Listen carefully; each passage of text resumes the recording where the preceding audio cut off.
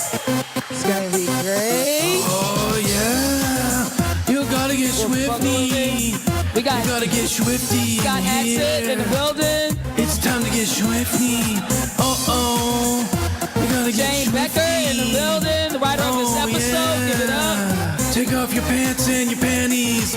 Shit on the floor. This is Rick and Morty. Let's time to get swifty in here. I'm Mr. Bulldog. How y'all doing? How'd everyone feel about the episode? Y'all felt good? Well, great, of course great, y'all felt good. You. Yeah. How'd you feel, Scott?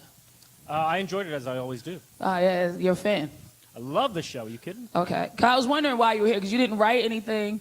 You didn't voice anything. So I was like, what the fuck is Scott doing here? Yeah. He's just here to hang out. Well, I was doing a podcast at Starburns the other day, and one of the producers of this show came up and said, hey, we need a celebrity for the first episode of the After talk show, but will you do it? Thought they were And you were available with you. on a Sunday morning. That's dope. I'm a big fan, man. I've seen 30 Rock. Yeah. Fucking hilarious. Sad, but hilarious. Sad? Sad. Like, the character's kind of sad. Oh, yeah. Yeah. But I'm very a very fucking happy fun. man. I think you are. You strike me as it. I wonder, like, because this episode was about divorce, like, who up here is a product of divorce? I am not. Oh, and you wrote it. You did a very good job of depicting what that must feel like. It was all me, so yeah. Yeah, my parents separated for a year and a half, and it was like, that was the homage that was being paid in the last 2 seasons of Rick and Morty, was like everybody's parents who are always on the verge of divorce. Yeah. So this is the season where we decided to have them just go there. Right. Are you living out a fantasy? Well, no, but a lot of the, like, I was really proud of the fact that a reporter that was interviewing us that had seen this episode, immediately responded to the image of Jerry in the windbreaker with the newsy cup. Because, like, when your parents separate, like, shit changes that you don't predict would have anything to do with your parents being together. And that's part of the trauma of divorce. Is like, oh, I didn't know the kinds of spoons my dad had would be affected. Why is he dressing differently? And we don't know why. It's just everything changes. Right. It's weird because, like, as a black person, like, I've never really, like, I grew up in a neighborhood where people didn't get divorced, like, their dads just left. Like, people didn't go through the process. And then, like, I went to a white school, and they're like, people would go through the process. Like, well, that's why we're announcing that all proceeds from this episode are going to the inner city. No, I don't know where that joke was going to go. I was like halfway through, and I'm like, where you're going to land this joke, and it's going to be so funny that it's not true? But for real, I did. I went to white schools, but I lived, like, in the hood, and it was like, they would, like, go through the process. Like, their parents would sit them down, say this is what was going on, this is going to be a thing, and they would, like, sometimes have to go to court. And it was like, where I grew up, it was like, yo, my dad just don't come here no more. And it was like, all right, I guess it's over. And he would just keep living. It's a very easier way to deal with it. White people, stop doing all that other shit. Stop staying together for the kids. Yeah. Dan, how did your parents come back together? My dad, I just remember him wearing a lot of, like, tight shirts that made me uncomfortable, and, like, I don't know if my mom found him hot again, or I don't know what. Now they might be watching this because this is like the first show I made that my parents like, and so I don't. So they really, like, got back together. Like, are they still together right now? They definitely got back together. They're, like, retired and, like, oh, that's like, dope. Yeah. I'm glad to hear it came back around. But it was because of sexual desire. No, I don't know that. I don't know that at all. I think it might have been the inverse, where it's like it was they played the field for a year and a half and found out how lonely it was out there, you know, and kind of just recongealed into codependence. It's interesting. It's not my place to say. I got my own problems. I don't want to diagnose my parents. They did good enough to raise me. It's interesting that you went there, Dan, because that was one of the questions I really wanted to ask you, because I watch your work. You know, I love Community. I watch Rick and Morty. And I noticed with you, there's this theme of, like, broken families and disjointed families that somehow still figure out how to make it work and how to be a family within the chaos. And I was wondering how much of that is really rooted in your life.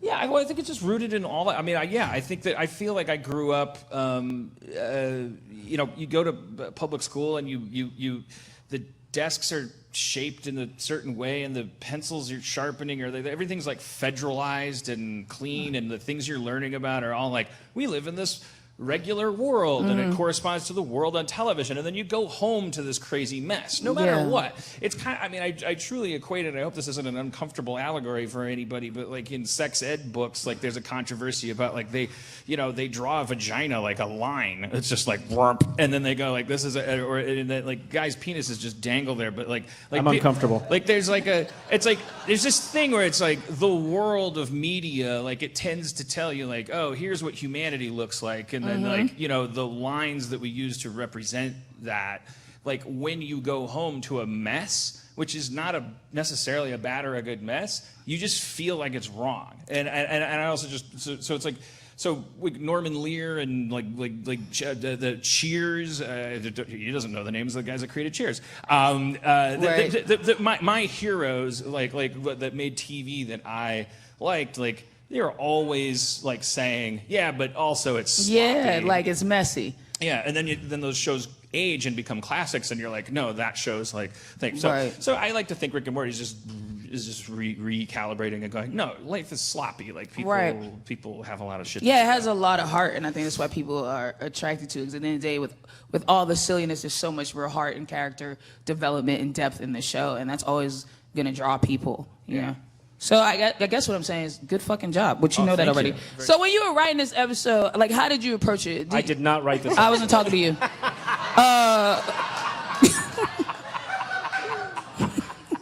How did you approach it? Like, did you approach it like, let's do a Mad Max episode, and then you jumped into that, or what was the 100% angle? No, well, I mean, yeah, this is a good story.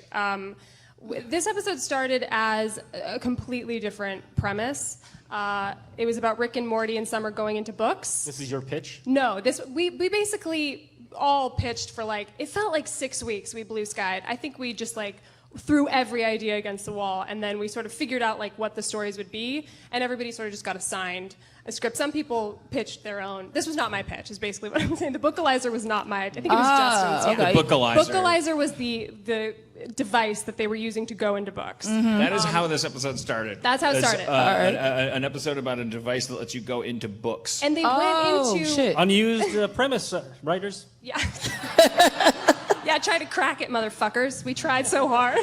Oh my God, we wrote about 90 versions of the Bookalizer. It was like 10 solid different scripts. Incredible. Like, yeah, I don't was a know. great time. That's part of a larger theme of like we lost our goddamn minds this season. Really? Yes. Can you get more into that? Why? I don't know. I mean, I've been looking at it like it's just we just hit a critical mass of like there's a point where a vortex starts and there's a point before a vortex starts, and like this was the vortex of like we got through second season knowing that we were making what people liked, and but we were still largely like able to, I don't know.